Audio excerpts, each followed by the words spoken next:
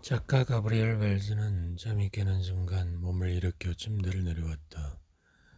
다음 소설의 첫 문장을 꿈에서 만났다. 화자의 사망에 얽힌 수수께끼를 던지며 제게 첫머리를 열어젖힐 질문. 누가 날 죽였지? 일단 이런 역설로 포문을 열고 나면 독창적인 줄거리를 찾게 돼 있다. 새로운 도전을 앞두고 가슴이 벅차오른 상태에서 가브리엘 웰스는 집을 나선다. 전날 두고 온 컴퓨터가 레스토랑에서 그를 기다리고 있다. 그는 글을 쓰기 시작한다.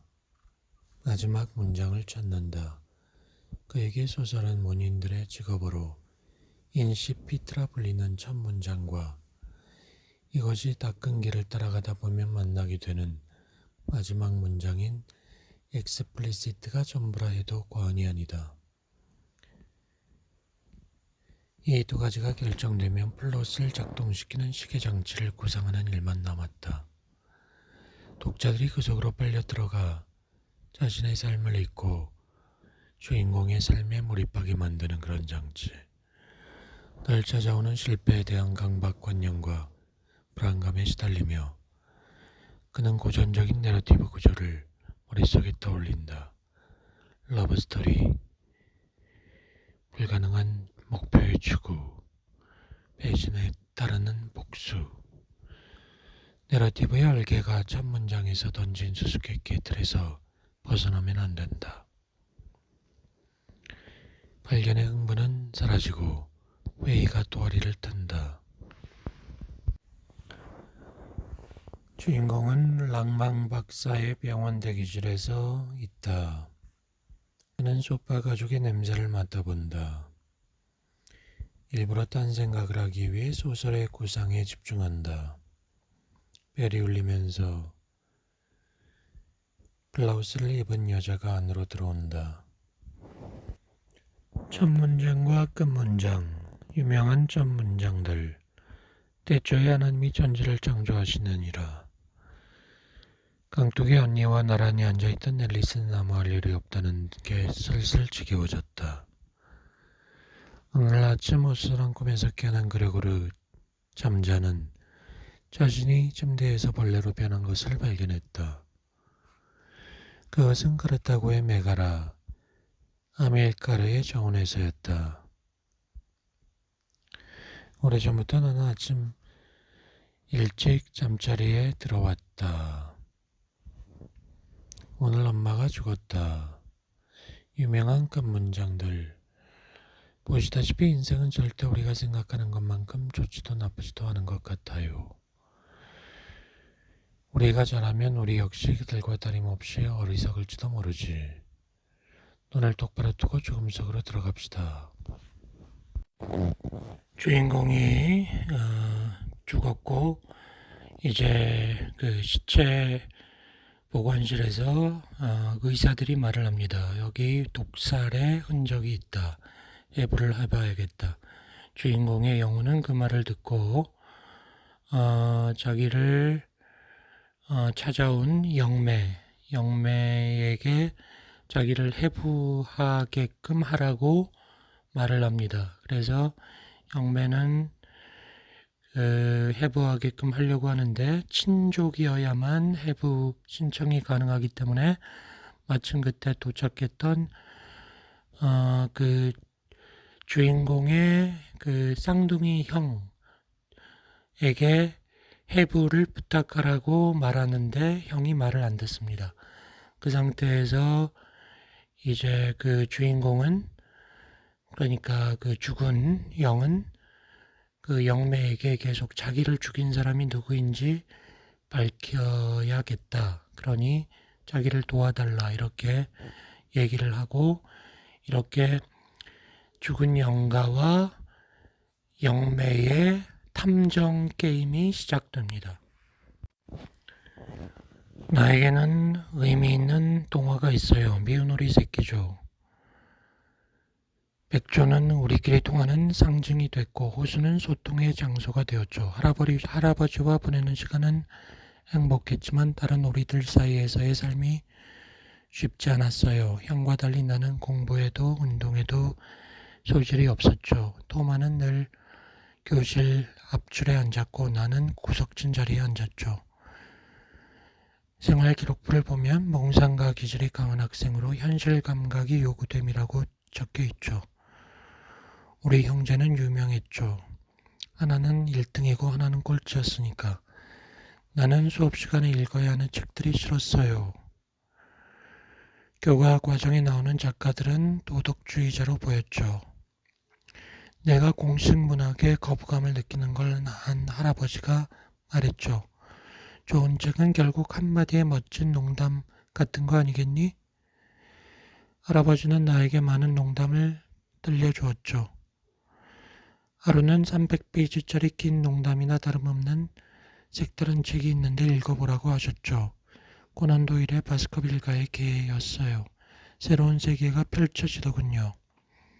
단숨에 읽었죠. 당신이 감옥에서 죽은 자들을 읽을 때의 느낌으로 말이에요. 황야에 발을 들이는 사람들을 공포로 몰아넣는 괴물의 정체가 나는 궁금했죠. 그때부터 문학은 내게 한바탕의 마술로 풀리는 수수께끼로 다가왔어요. 당신처럼 나도 부모님이 권하는 세계가 싫었죠. 그래서 가출을 감행했어요. 정신적 가출이요. 바스커빌 가의 개를 시작으로 코난 도일을 완독하고 나서 하얀 피부에 긴 목을 가진 다혈질적 인물인 백조 형사를 창조했죠. 그는 세상에는 남들이 우리에게 믿게 만들려는 진실과 우리에게 감추려는 진실, 이렇게 두 가지 진실이 존재한다는 신조를 가진 사람이었어요. 처음에는 14페이지짜리 단편이었죠. 글을 쓸 때마다 이야기를 떠받치는 구조물의 형태를 머릿속에 그렸어요. 때로는 원을, 때로는 나선형을, 경우에 따라서는 삼각형을,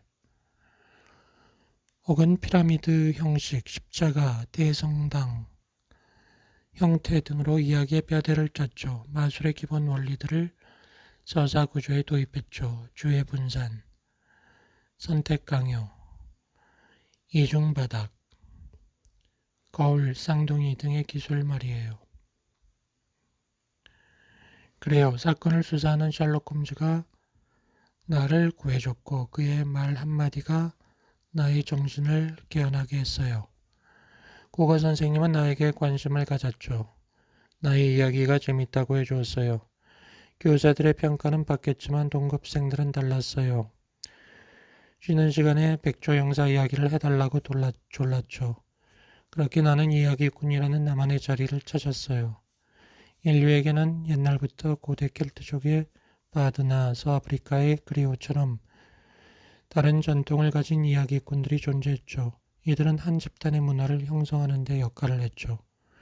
나도 백조 형사의 수사 이야기를 가지고 나름대로의 공동체를 창출했죠. 여자아이들에게 인기도 생겼죠. 그러다 보니 형과 나는 경쟁 관계에 놓이게 됐어요.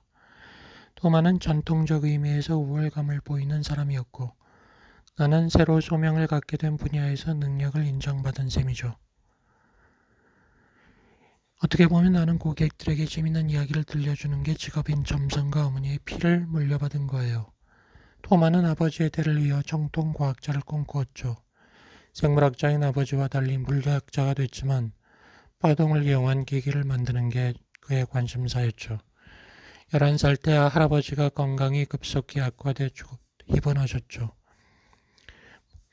병원에 갈 때마다 오랜 얘기를 나누었습니다. 82이었던 할아버지가 죽고 싶다고 하면 곁에 있던 할머니가 말도 안 되는 소리 말아요. 라는 식의 말만 되풀이했죠. 어느 날인가 수액줄을 빼버리려고 했다면서 할아버지를 가죽끈으로 묶고 놨더군요. 할아버지는 죽게 도와달라고 애원했어요.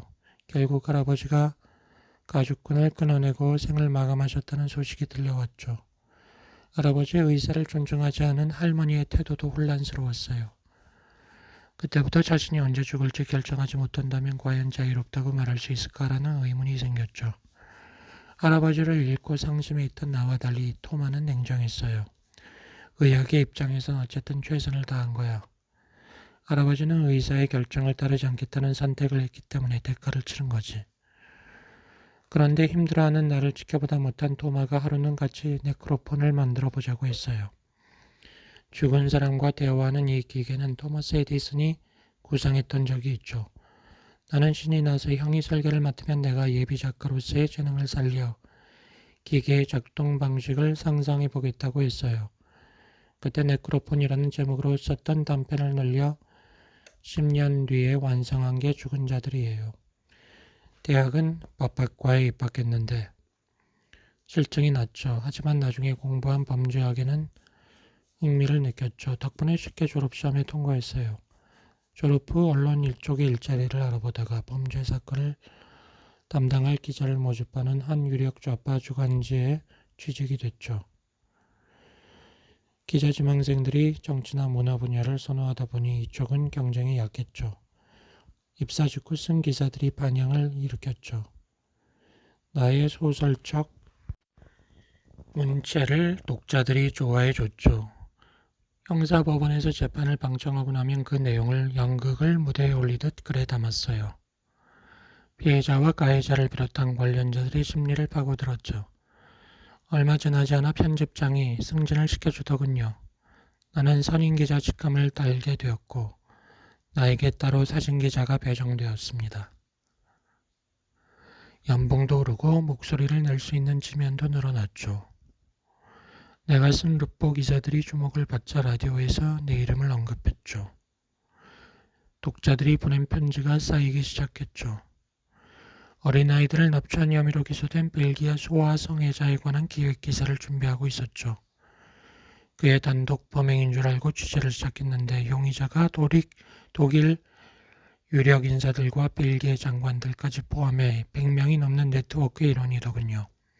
놀랍게도 판사들은 그런 네트워크의 존재 가능성조차 부인했어요. 공범들의 이름을 밝히려는 피고인의 입을 막기도 했죠.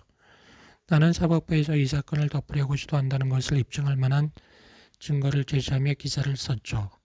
하지만 형사고발, 아니 죽을지도 모른다는 두려움에 떠는 편집장의 반대에 부딪혀 포기했죠. 편집장이 나를 불러 얘기했죠. 이것보다 대수롭지 않은 일로도 사라지는 사람들이 있다는 걸 알아두게. 결국 기사를 포기했죠. 그리고 나서 내 눈에 조금 덜 문제적인 사안을 찾아 취재했죠. TV 아나운서에 관한 취재.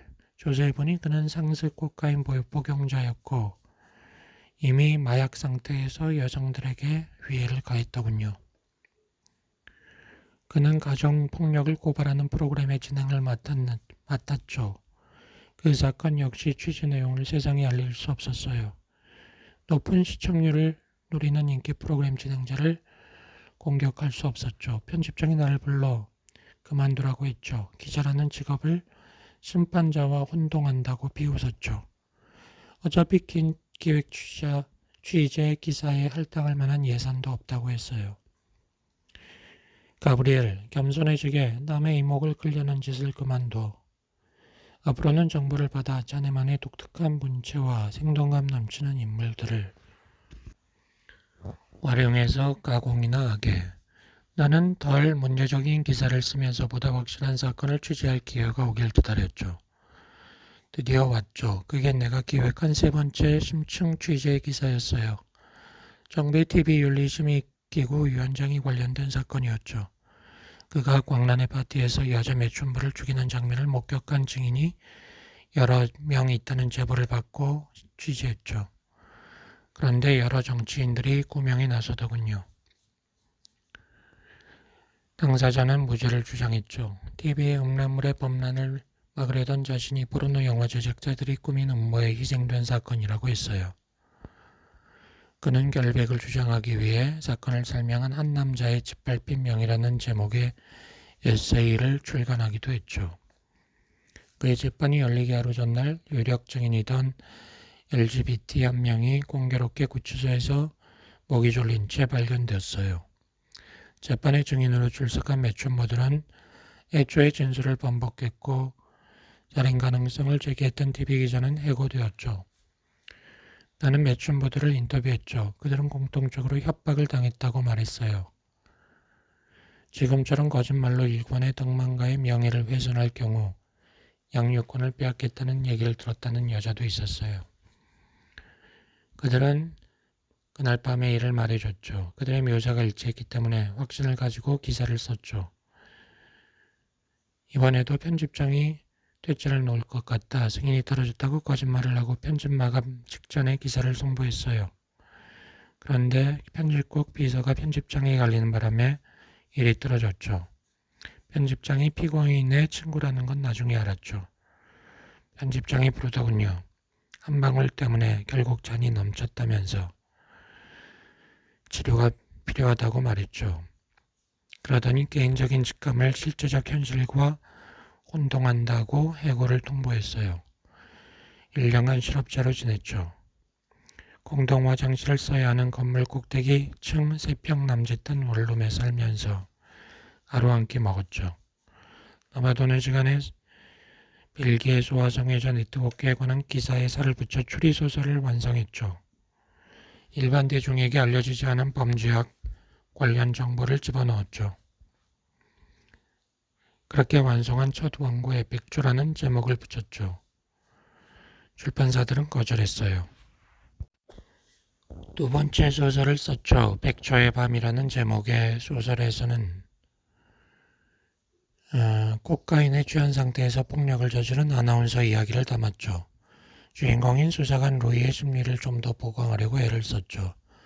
백조 형사를 수시로 볼로뉴 숲 호수에 들러 백조들에게 먹이를 주는 인물로 그렸어요. 할아버지를 다시 살려내는 방법이었죠. 순간은 인기를 누렸죠. 그래도 여전히 언론이 관심을 갖지 않아 아론 알렉산드르 드빌 랑브르에즈에게 물었죠. 편집장에게 물었죠. 그가 답했죠. 비평가들의 지지를 받거나 대중의 지지를 받거나 둘 중 하나야. 이후에 모험과 서스펜스를 결합해 영성을 다룬 소설을 썼죠. 그게 죽은 자들이죠. 영이 만들고 싶어 했던 네크로폰에서 영감을 받아 쓴 책이에요. 티벳 사자에서 이집트 사자에서의 내용들과 영매들과 신학자들과 한 인터뷰가 바탕이 되었죠. 이 책 역시 전혀 언론의 주목을 끌지 못했죠. 당신도 알다시피 실패작이었죠. 그때 알았죠. 나는 죽은 자들은 산자들의 흥미를 끌지 못한다는 사실을. 작가로서의 커리어가 가망이 없다고 판단해 기자로 돌아갈 생각을 할 쯤에 편집장이 한 권 더 써보라고 했죠. 그래서 백조의 노래를 집필하게 된 거예요. 이 책에서는 매춘부를 살해한 유력 인사의 이야기를 다뤘죠. 놀랍게도 책이 히트를 했죠. 3-4번에 득한다는 옛날 그대로 말이죠. 그래서 몇몇 비평가가 마지못해 인터뷰 요청을 해왔어요. 내 책 얘기를 하기 위해서가 아니라 자신들이 납득하지 못하는 성공의 이유를 나에게 듣기 위해서.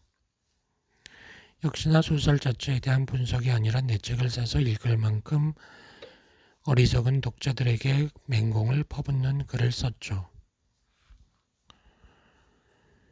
그런데 그 기사 덕에 한 라디오 프로그램에 출연하게 됐어요. 진행자가 나에게 무아지의 공격과 모욕의 입장을 밝힐 기회를 주더군요.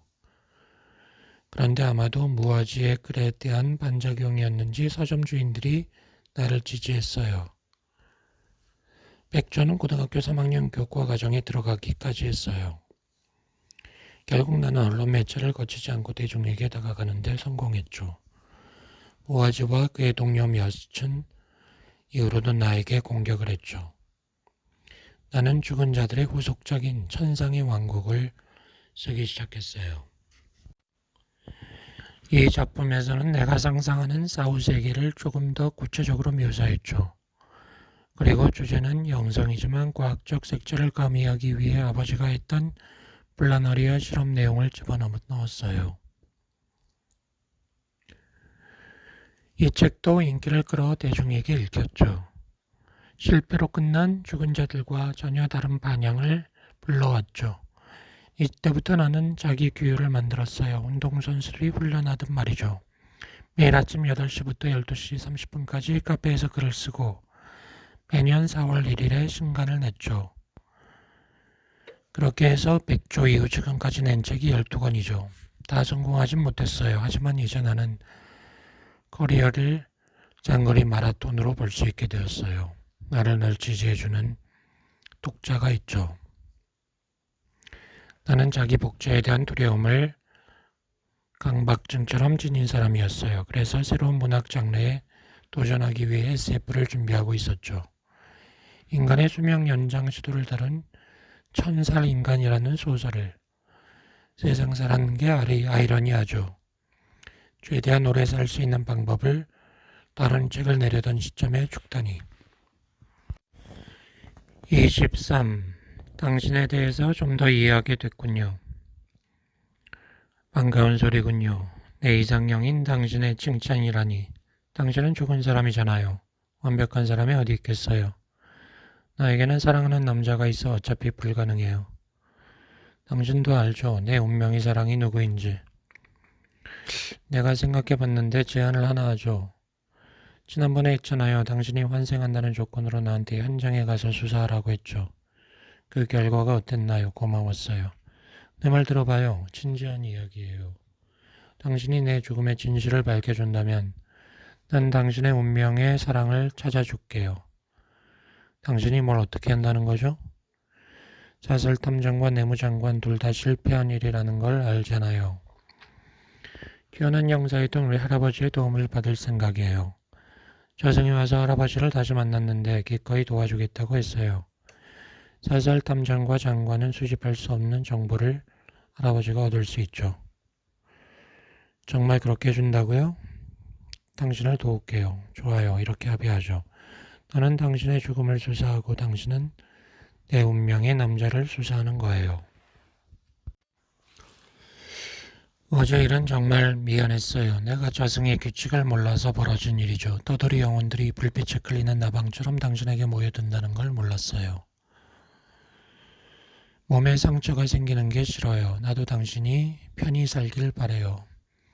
내가 어떻게 하면 되죠? 일단 다크넷 사이트 한 곳을 가르쳐 줄 테니 위조 경찰 신분증부터 구입해요.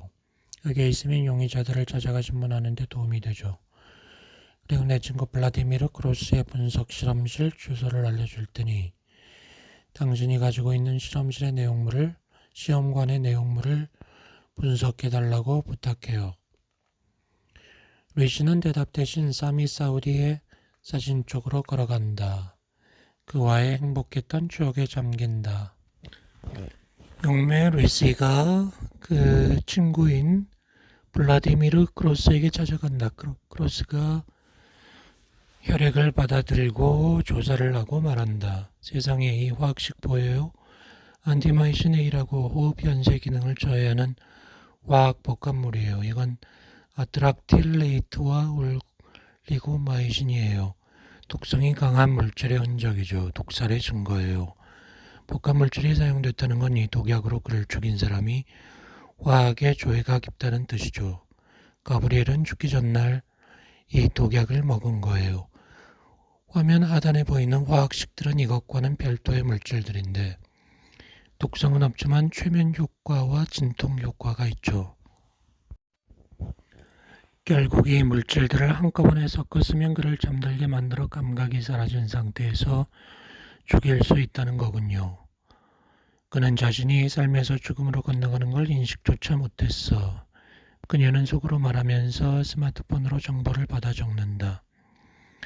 크로스 박사님, 혹시 그와 가까웠던 사람들 중에 그를 독살할 만큼 미워한 사람이 누구였죠? 그의 주변에는 친구가 많았어요. 하지만 그는 자기만의 세계에 있는 사람이었죠. 젊은 독자들이 다가와 사인 요청하면 기꺼이 응했죠. 난 한 번도 그가 화를 내는 걸 보지 못했어요. 그는 오로지 자기 직업에만 관심이 있었죠. 그런 사람을 누가 죽이려 했을까요? 그의 자리를 노리는 사람이 아니었을까요? 감사합니다. 혹시 RH-5형 아니에요? 왜 물으시죠? 맞는 공열자군요. 좋네요. 나도 그래요. RH+5형이거든요. 그래서요. 혈액형상 우리는 상호 보완적 관계죠. 그녀는 기가 막혀 말문이 막힌다. 별자리 운운하며 그녀에게 접근하거나 손금을 봐주겠다느니 눈 색깔을 보니 사주가 좋다느니 하면서 꼬리치려던 남자는 있었지만 혈액형을 들먹이더니 그녀가 미소 지어 보이자 상대는 시선을 밑으로 깔면서 한마디 한다. 끔찍한 일이에요. 가브리엘을 독살한 범인을 찾아내길 바랄게요. 25. 가브리엘 웰즈가 구름 속으로 들어간다. 할아버지를 만난다. 제 죽음에 대해 알아내셨나요?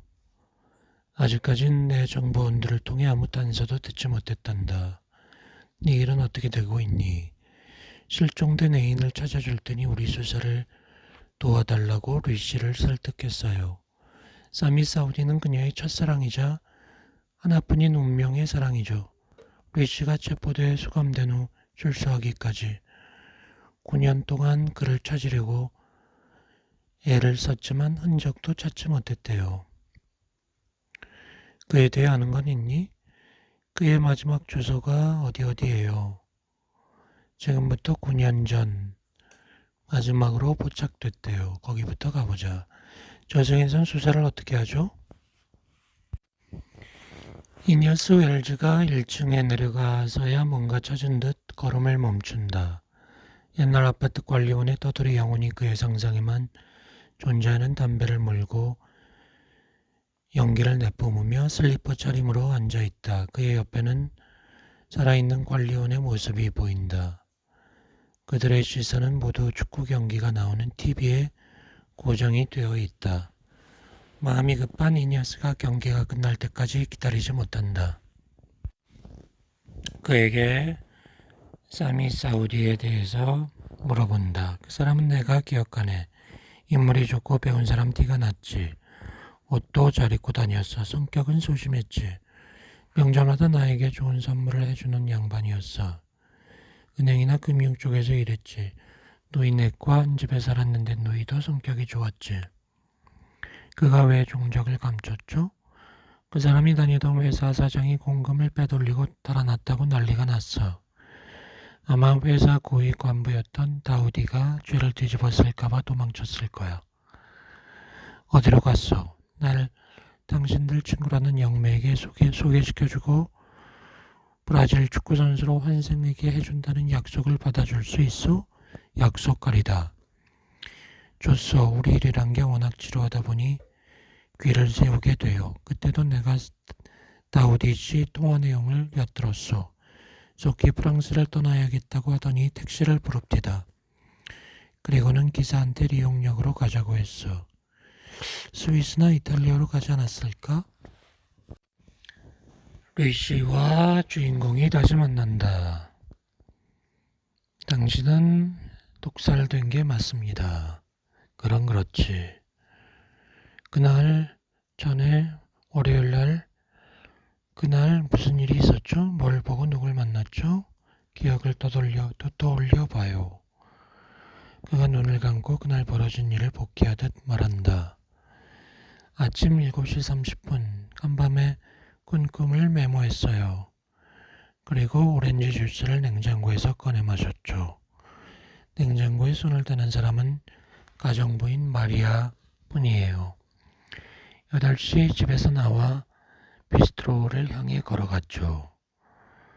노트북을 갖다 줬죠. 그날 아침에 두 번째 음료인 라떼를 마시고 나서 글의 흐름을 잡기 위해 전날 작업한 내용을 다시 읽었죠. 10월 10시 30분 1000살 인간을 탈고했어요. 페이지 아래쪽에 끝이라고 쳤죠. 작품을 탈고할 때마다 그렇듯 노트북 앞에 두고 여주인과 사진을 찍었죠. 샴페인을 터뜨렸죠. 10시 45분 편집자인 알렉산드르 드 빌랑브레즈에게 전화를 걸고 탈고 소식을 알렸죠. 당장 원고를 보내라고 했어요. 나는 맞춤법 검사기를 돌리고 보내겠다고 하면서 우스갯소리를 냈죠. 11시 30분 옛 여자친구인 사브리나 덩컨이 문득 찾아왔어요. 그녀가 눈물바람을 하며 들어오더니 유명 배우인 지금 애인한테 환멸을 느낀다 했어요. 상대방이 대화를 이끌지 않으면 이야기거리 없다고 말했다가 뺨을 맞았다고, 그녀가 얘기 끝에 영화계 사람들은 신물이 난다고, 문학계 사람들에게 돌아와야겠다고, 문단산 애들의 혼종 기술은 글로 끝나지 가정폭력으로 이어지진 않는다라고 했어요. 이따 저녁에 봐 하면서 밖으로 나가더군요. 나는 진한 커피를 또 마셨죠. 오후 1시 출판사 근처의 식당에서 알렉산드르와 약속을 하고 만났어요. 그가 탈고를 축하하자며 한 병을 주문하더군요. 우리는 디켄팅이 이루어지는 동안 식사를 하면서 얘기했죠. 특히 내 책들이 미국 시장에 진입하는 데 어려움을 겪는 이유에 대해 의견을 교환했죠. 미국 시장이 폐쇄적이며 미국인들은 프랑스 문학이 자기중심적 형식주의 문학이라 여겨 무시한다고 말했어요. 내가 그에게 얼마 전에 미국 시장에 진출할 보관이 있다는 다른 출판사로부터 연락을 받았다고 얘기했죠. 그가 발끈하더니 자기를 협박하는 거냐고 했어요. 이미 제안을 거절했다고 알려주면서 내가 진화에 나서자 표정이 풀리더군요. 그가 라벨이 똑같은 와인을 한 병 더 시켰어요. 코르크 냄새가 살짝 나는 게 맛은 이전 와인과 다르더군요. 술이 오르자 그는 출판사가 겪는 어려움을 털어놓기 시작했어요. 신기술을 이용해 내용과 상관없이 대량으로 책을 찍어내 출판업계를 왜곡시키는 전자출판업체들이 원인이라고 말했죠.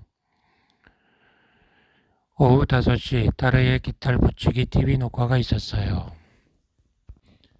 무화지와 안판을 떴고 저녁 7시 귀가했죠. 좁아진 관상동맥 혈관을 넓히기 위한 운동을 했죠.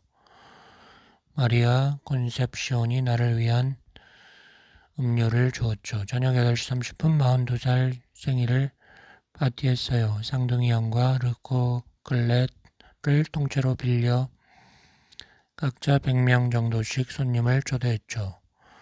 손님들과 함께 펀치를 마셨죠. 저녁 8시 45분 비스트로 한쪽에 모여있는 상상력 길드 소속 작가들을 만났어요. 그것은 내가 다른 장르의 작가들과 의기투합해 만든 단체죠. 신진 작가를 발굴하기 위해 문학상을 제정해보는 게 어떠냐는 얘기가 오갔죠. 모아지의 공세를 TV로 본 사람들이 이야기를 했죠. 몇 명이 부패한 파리 문학계에 선전포고를 하자고 했어요. 문학상 수상작의 부당 선정과 작가들이 필명으로 자기 작품에 대해 자화자찬식 비평을 발표하는 관행을 고발하자고 하더군요. 하지만 길드의 온건파들은 그러다 문단에서 퇴출당한다고 우려했죠. 정의의 열망보다 두려움이 큰 탓에 후자의 입장이 지지를 얻었죠. 밤 9시 쌍둥이 형 또마가 다가와 방송을 봤는데 나빴다고 쓴소리했죠. 내가 무아지한테 바보처럼 당했다고 했어요. 여력인 자기한테까지 피해가 올지 모른다 했죠. 밤 12시 30분 다음날 아침에 고생하지 않으려고 숙취 해소제를 먹었어요. 해독작용을 도와주는 약인데 영이 줘서 복용하던 제품이죠. 이후 수면제를 먹고 잤어요. 고객 여성이 루이씨를 찾아 상담한다. 아버지가 꿈에 나타났는데 어머니 이름을 기억하지 못한다고. 그래서 영혼들도 기억 상실이 있는지를 물으러 왔다. 루이씨가 영계에 들어가서 그 남자를 만났는데 그 주인공이 가브리엘이 개입을 하면서 그 남자가 그 여자의 진짜 아버지가 아니라는 게 밝혀진다. 그러자 그 영혼이 화를 낸다. 당신이 뭔데 끼어드는 거야? 당신이 누구지? 그러자 자기를 얘기한다. 정말 알고 싶어? 내가 6개월 동안 아비 행세를 했지.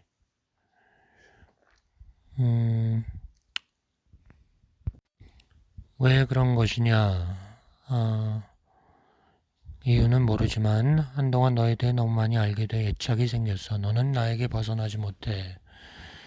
이렇게 말을 하자 젊은 여성이 이제 어떻게 해야 되죠? 그와의 대화를 중단해야 돼요. 상대가 반응하지 않으면 지겨워져서 다른 희생양을 찾아 나서게 되죠. 내가 이런 기생 영혼들을 잘 알아요. 거머리 같은 자들은 더 이상 빨아먹을 게 없으면 대상을 바꿔요. 진실을 알게 된 손님은 충격에 휩싸였고 나갔다. 류시가 지친 기색으로 자리를 잡는다. 가브리엘과 얘기해야 할 준비가 되었다는 뜻이다. 이제 영매가 일상적으로 하는 일이 뭔지 알았겠죠? 세상의 양편을 화해시키는 거예요. 이렇게 민감한 일이라니. 그래서 내가 오후에만 제한된 손님을 받는 거예요. 수시로 비극을 접하다 보면 고통이 너무 크죠. 오늘 같은 신혼 도용 사례를 지켜보게 되는 건 물론이고 협박까지 당하죠. 미처 몰랐군요. 대로를 사이에 두고 나란히 두 개의 보도가 있는 거나 마찬가지예요. 하나는 산자들의 통행로고 다른 하나는 죽은 자들의 통행로죠. 이제 할아버지와의 대화가 이어진다. 할아버지가 자기 삶에 대해 얘기해준다. 나는 폴란드에서 태어났다. 우리 아버지는 목수셨지. 우리 가족은 인구가 몇백 명밖에 안 되는 마을에 살았어. 마을에는 이해관계를 따져 유리하게 짝을 지어주는 중매쟁이들이 있었어. 처음에는 탄광에서 일하기 시작했어. 그러다 직물 공장을 거쳐 사진사 조수가 됐지. 야라비가 농담은 잘하니까 일자리를 잘 구했지. 살만해지니까 독일이 전쟁을 일으키더구나. 의용군에 자원 입대하면 프랑스 국적을 얻을 수 있다고 했어. 총알바지로 쓰는 거지. 나는 여러 차례 공격에 투입됐지만 살아남았지. 참호전에서도 살아남았지. 독일 놈들이 어찌나 폭격을 해대는지 정신이 돌아버렸어. 배탱 원수의 명령에 따라 우리는 아군 탈행병들과 병역 거부자들을 사살했지. 반란의 싹을 잘라놓는다고. 거기서 다리 한 짝을 잃었고 프랑스 국적을 가질 수도 있었지만 다시 폴란드로 가서 거기서 결혼을 했지. 그리고 처음으로 사랑을 나눴지. 사랑은 지능에 대한 상상력의 승리이고 결혼은 경험에 대한 기대감의 승리이다. 라는 말을 아버지가 하셨지. 어쨌든 나는 첫날 밤에 대해 좋은 기억이 없다. 한 달 뒤 파리로 이사했고 나는 직장으로 복귀했어. 그리고 사진사로 명성을 날리기 시작했지. 그리고 아내인 막달레나와는 사이가 점점 나빠지고 그녀는 나를 괴롭혔지. 내가 이제 병에 걸려서 병원에 있을 때 나는 빨리 죽고 싶었는데 막달레나가 연명치료를 강요했지. 그 순간에 멈추는 순간을 스스로 결정하지 못하는 삶이 뭔 의미가 있는가 라고 생각하게 됐지. 나는 나를 묶고 있던 끈을 풀어버리고 내 몸과 연결된 줄과 옷을 뽑아버린 다음 바닥으로 몸을 날렸지. 몸을 질질 끌면서 바닥을 기어갔고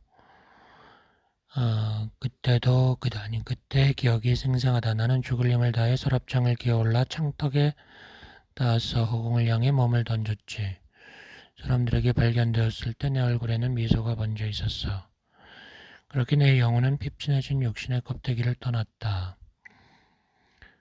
60살의 내 모습, 작년 퇴직하던 날의 모습을 나는 선택했지. 무엇보다 기술에 의존하지 않고 완전한 청력을 되찾았단다. 병원 침대에 묶인 채 마지막 날을 보냈으니 심령체가 되어 하늘로 날아올랐을 때의 기분이 어땠겠니? 독수리 같았지. 그 쾌감은 말할 수 없었다. 죽음에는 장점이 한두 가지가 아니지. 모기에 물리지 않지. 겨울에 춥지 않고 여름에 일사병에 걸리지 않지. 장님들은 눈을 뜨지 앉은 뱅이도 일어나지. 불면증도 사라진단다. 한마디로 쿨한 곳이야. 그런데 시간이 가니까 지루해지더군. 그래서 관심 둘 곳을 찾았지. 그게 바로 너야. 너는 좋은 시절에 태어났어. 침대다운 침대에서 잠을 잤지. 너는 전쟁과 가난, 배고픔을 겪지 않는 시대를 살았어. 아라비는 네가 꿈을 실현할 수 있다는 걸 직감하고 이야기와 책과 사건 수사에 재미를 붙이게 만들어 주었지. 아라비가 죽었을 때 너는 13살 어린애에 불과했어. 그래서 네가 멋진 이야기에 대한 열정을 키워나가도록 꿈을 통해 영향을 주었던 거야. 사람한텐 유전적 요인 못지않게 후천적 요인도 중요해서 조상들의 훈련까지 영향을 줄 수 있단다. 네 형을 보렴. 토마는 과학을, 너는 문학을 했지.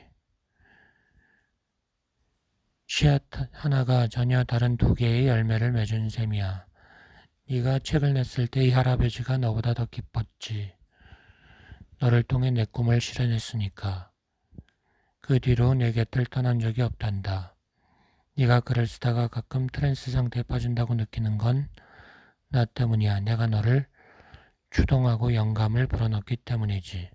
네 강연도 다 들었어.